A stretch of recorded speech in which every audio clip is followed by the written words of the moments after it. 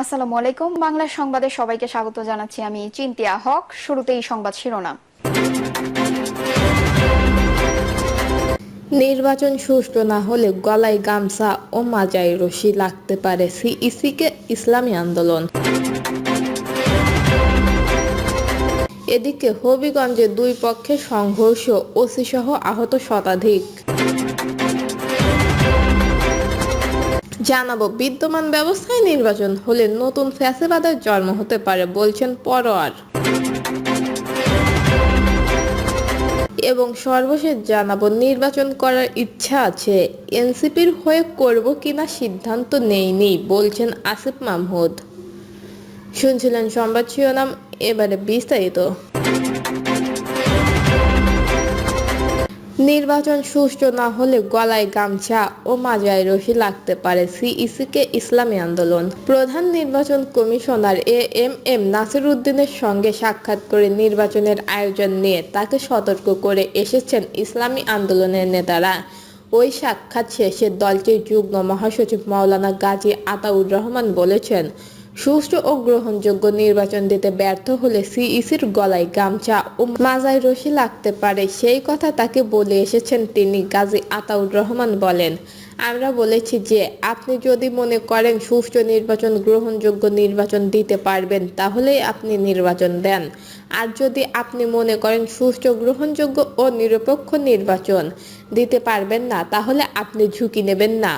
কারণ যদি আপনি সুষ্ঠু ও গ্রহণযোগ্য নির্বাচন না দিতে পারেন, তাহলে বিগত নির্বাচন কমিশনের পরিণতি আপনাকে ভোগ করতে হবে।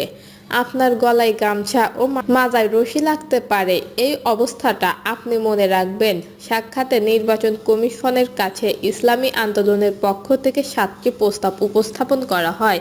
এগুলোর মধ্যে রয়েছে জাতীয় সংসদ নির্বাচনের আগে স্থানীয় সরকার নির্বাচন আয়োজন, নির্বাচনের কাজে দায়িত্বপ্রাপ্ত সদস্যদের নিরপেক্ষ ভূমিকা রাখার প্রশিক্ষণ, ভোট কেন্দ্রে সেনাবাহিনী মোতায়েন, জুলাই জাতীয় সনদের আলোকে যে সংস্কার হবে সেই অনুযায়ী পিআর পদ্ধতিতে নির্বাচনের আয়োজন, আওয়ামী লীগ ও তার সহযোগী দলকে নির্বাচনে অযোগ্য ঘোষণা এবং দুর্নীতিবাজ ও সন্ত্রাসীদের নির্বাচনে অযোগ্য ঘোষণা করা।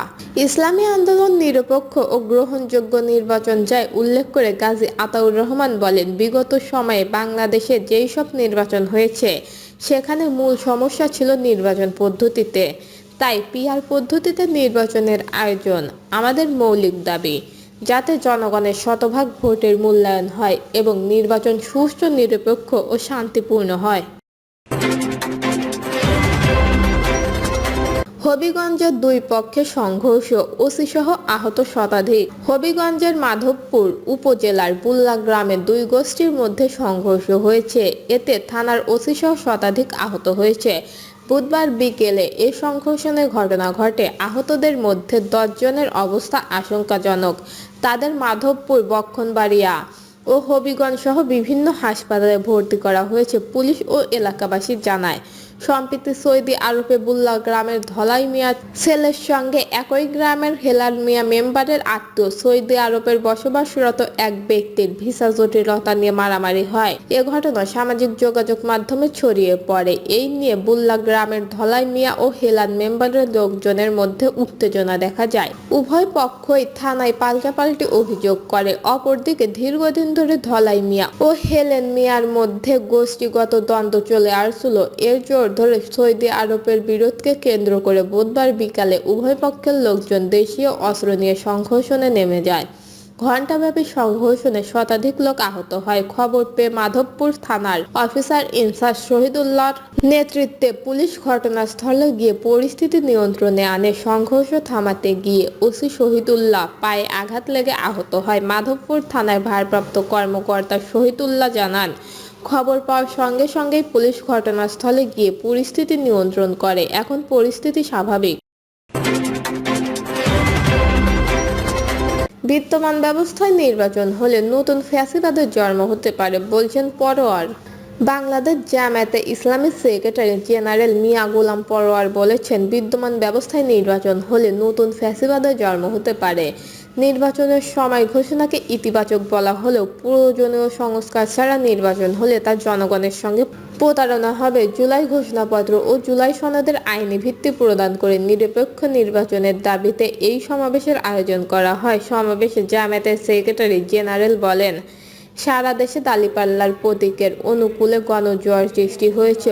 অবাধ ও নির্বিঘ্নে নিজেদের ভোট প্রয়োগ করতে পারলে জনগণ ইসলামের আদর্শের শক্তিকে ভোট দিয়ে নির্বাচিত করে দেশ পরিচালনার দায়িত্ব অর্পণ করবে। মিয়া গোলাম পরোয়ার বলেন, ফ্যাসিস্ট বাকশালী আওয়ামী লীগ সরকার ভিন্ন একটি দেশের প্রেসক্রিপশনের ক্ষমতায় এসে দেশের আলেম ওলামাদের ওপর জেল জুলুম চালিয়েছে। ছাত্র জনতার ঐতিহাসিক বিপ্লবের মাধ্যমে তাদের লজ্জাকর পতন হয়েছে। তাই আগস্টের বিপ্লবের অর্থবহ ও টেকসই করতে দলমত নির্বিশেষে সবাইকে ঐক্যবদ্ধ থাকতে হবে। বাংলাদেশের অতীতের দৃষ্টান্ত অনুসরণ করলে অবিলম্বে জুলাই জাতীয় সনদের প্রণয়নের কাজ সুষ্ঠুভাবে সম্পূর্ণ করে বর্তমান সরকারকেই তা বাস্তবায়ন করতে হবে এবং এই সনদের ভিত্তিতে অবাধ, সুষ্ঠু ও নিরপেক্ষ নির্বাচনের ব্যবস্থা করতে হবে। রাষ্ট্রীয় পতিতে রন্ধে রন্ধে পতিত স্বৈরাচারের অনুসারীরা সক্রিয় রয়েছে বলে মন্তব্য করে জামায়াতের সেক্রেটারি জেনারেল বলেন, ষড়যন্ত্রকারীদের বিষয়ে সতর্ক থাকতে হবে। আসন্ন নির্বাচনে প্রতিটি ভোট কেন্দ্রে শক্ত প্রতিদ্বন্দ্বিতা গড়ে তুলতে হবে। আগামী নির্বাচনে দেশে ভোট বিপ্লব ঘটানোর জন্য নেতাকর্মীদের এখন থেকেই প্রস্তুত থাকতে হবে। দেশের মানুষ এখন ইসলামী দলগুলোর নেতৃত্বে আসন দেখতে চায়।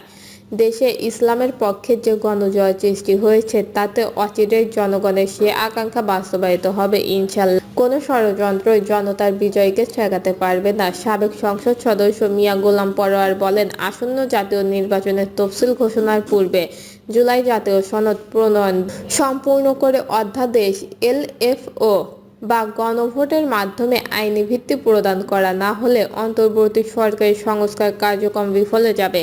তাই সুষ্ঠু, নিরপেক্ষ ও গ্রহণযোগ্য নির্বাচনের লক্ষ্যে রাজনৈতিক দলগুলোর জন্য লেভেল প্লেইং ফিল্ড তৈরি করতে হবে।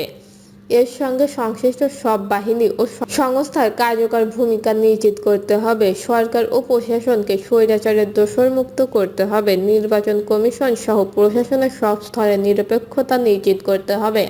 ঐক্যবদ্ধ কমিশনের মাধ্যমে জুলাই জাতীয় সনদ প্রণয়ন ও বাস্তবায়নের রূপরেখা কী হবে তা জাতির কাছে অস্পষ্ট। নির্বাচন করার ইচ্ছা আছে, এনসিপির হয়ে করব কিনা সিদ্ধান্ত নেইনি বলছেন আসিফ মাহমুদ। আসন্ন জাতীয় সংসদ নির্বাচনের প্রার্থী হওয়ার পরিকল্পনা করছেন উপদেষ্টা আসিফ মাহমুদ সজীব ভুঁইয়া।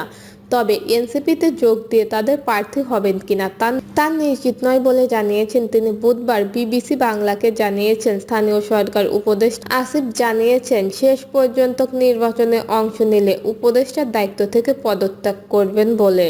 তিনি বলেন, নির্বাচনের প্রতিদ্বন্দ্বিতা করার বিষয়ে আগ্রহ আছে, কিভাবে করব বা শেষ পর্যন্ত কোথায় গিয়ে দাঁড়াবো সেটার নিশ্চয়তা নেই। তবে নির্বাচন করলে বর্তমান দায়িত্ব থেকে পদত্যাগ করব। তবে তফসিলের আগে নাকি পরে পদত্যাগ করব সে বিষয়ে এখনো সিদ্ধান্ত নেইনি বলে জানিয়েছেন আসিফ। এছাড়াও নির্বাচন করলে শিক্ষার্থীদের নতুন দল এনসিপিতেও যোগ দিয়ে তাদের প্রার্থী হবেন কিনা সেটিও নিশ্চিত নয় বলেও জানিয়েছে স্থানীয় সরকার উপদেষ্টা। দর্শক, এই ছিল এখনকার সর্বশেষ নিউজটি ভালো লাগলে একটি লাইক দিন, কমেন্টে আপনার মতামত জানান এবং আমাদের পাশে থাকার জন্য বেল বাটনটা অন করে রাখুন। ধন্যবাদ।